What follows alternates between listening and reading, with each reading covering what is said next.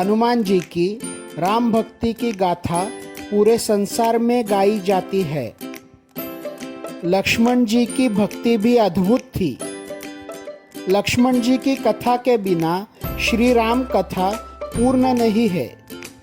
नमस्कार दोस्तों, स्वर डिवाइन में आपका स्वागत है। शुरू करने से पहले हमारे चैनल को सब्सक्राइब जरूर कीजिएगा। एक बार अगस्त्य मुनि अयोध्या आए और लंका युद्ध का प्रसंग छिड़ गया। भगवान श्री राम ने बताया कि उन्होंने कैसे रावण और कुंभकर्ण जैसे प्रचंड वीरों का वध किया और लक्ष्मण ने भी इंद्रजित और अतिकाय जैसे शक्तिशाली असुरों को मारा। अगस्त्य मुनि बोले, श्री राम बेशक रावण और कुंभकर्ण प्रचंड वीर थे, लेकिन सबसे बड़ा वीर तो मेघनाथ ही था। उसने अंतरिक्ष में स्थित होकर इंद्र से युद्ध किया था और बांधकर लंका ले आया था। ब्रह्मा जी ने इंद्रजीत से दान के रूप में इंद्र को मांगा था, तब इंद्र मुक्त हुए थे। लक्ष्मण ने उसका वध किया, इसलिए वे सबसे बड़े योद्धा हुए। श्री राम को आश्चर्य हुआ, लेकिन भाई की वीरता की प्रशंसा से वह खुश थे। फिर भी उनके मन में जिज्ञासा पैदा हुई कि आखिर अगस्त्य मुनि ऐसा क्यों कह रहे हैं कि इंद्रजीत का वध रावण से ज्यादा मुश्किल था। अगस्त्य मुनि ने कहा, प्रभु, इंद्रजीत को वरदान था कि उसका वध वही कर सकता था जो 14 वर्षों तक न सोया हो, जिसने 14 साल तक किसी स्त्री का मुख न देखा हो और 14 साल तक भोजन न किया हो। श्री राम बोले, परंतु मैं वनवास काल में 14 वर्षों तक नियमित रूप से लक्ष्मण के हिस्से का फल फूल देता रहा। मैं सीता के साथ एक कुटी में रहता था। बगल की कुटी में लक्ष्मण थे। फिर सीता का मुख भी न देखा हो और 14 वर्षों तक सोए न हो, ऐसा कैसे संभव है? अगस्त्य मुनि सारी बात समझकर मुस्कुराए। प्रभु से कुछ छुपा है भला? दरअसल सभी लोग सिर्फ श्री राम का गुणगान करते थे, लेकिन प्रभु चाहते थे कि लक्ष्मण के तप और वीरता की चर्चा भी अयोध्या के घर घर में हो। अगस्त्य मुनि ने कहा, क्यों न लक्ष्मण जी से पूछा जाए। लक्ष्मण जी आए। प्रभु ने कहा कि आपसे जो पूछा जाए उसे सच सच कहिएगा। प्रभु ने पूछा, हम तीनों 14 वर्षों तक साथ रहे, फिर तुमने सीता का मुख कैसे नहीं देखा? फल दिए गए, फिर भी अनाहारी कैसे रहे और 14 साल तक सोए नहीं? यह कैसे हुआ? लक्ष्मण जी ने बताया, भैया, जब हम भाभी को तलाशते ऋष्यमुख पर्वत गए तो सुग्रीव ने हमें उनके आभूषण दिखाकर पहचानने को कहा।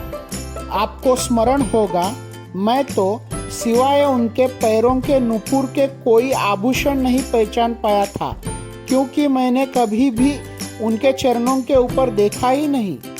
14 वर्ष नहीं सोने के बारे में सुनिए। आप और माता एक कुटिया में सोते थे। मैं रात भर बाहर धनुष पर बाण चढ़ाए पहरेदारी में खड़ा रहता था। निद्रा ने मेरी आंखों पर कब्जा करने की कोशिश की तो मैंने निद्रा को अपने बाणों में बेध दिया।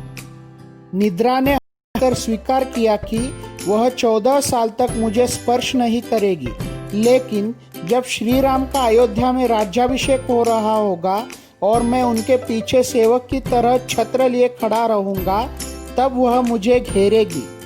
आपको याद होगा, राज्याभिषेक के समय मेरे हाथ से छत्र गिर गया था।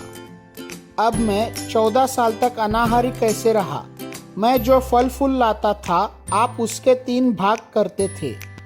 एक भाग देकर आप मुझसे कहते थे, लक्ष्मण, फल रख लो। आपने कभी फल खाने को नहीं कहा। फिर बिना आपकी आज्ञा के मैं उसे खाता कैसे? मैंने उन्हें संभाल कर रख दिया। सभी फल उसी कुटिया में अभी भी रखे होंगे। प्रभु के आदेश पर लक्ष्मण जी चित्रकूट की कुटिया में से वे सारे फलों की टोकरी लेकर आए और दरबार में रख दिया।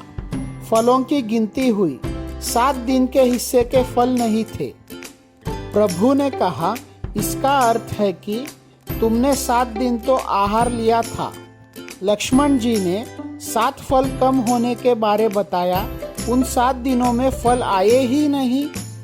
जिस दिन हमें पिताश्री के स्वर्गवासी होने की सूचना मिली, हम निराहारी रहे। जिस दिन रावण ने माता का हरण किया, उस दिन फल लाने कौन जाता?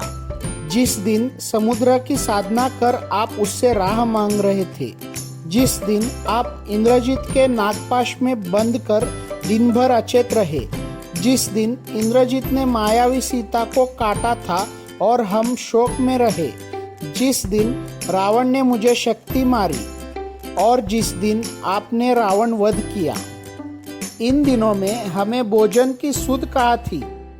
विश्वामित्र मुनि से मैंने एक अतिरिक्त विद्या का ज्ञान लिया था, बिना आहार किए जीने की विद्या। उसके प्रयोग से मैं 14 साल तक अपनी भूख को नियंत्रित कर सका, जिससे इंद्रजीत मारा गया।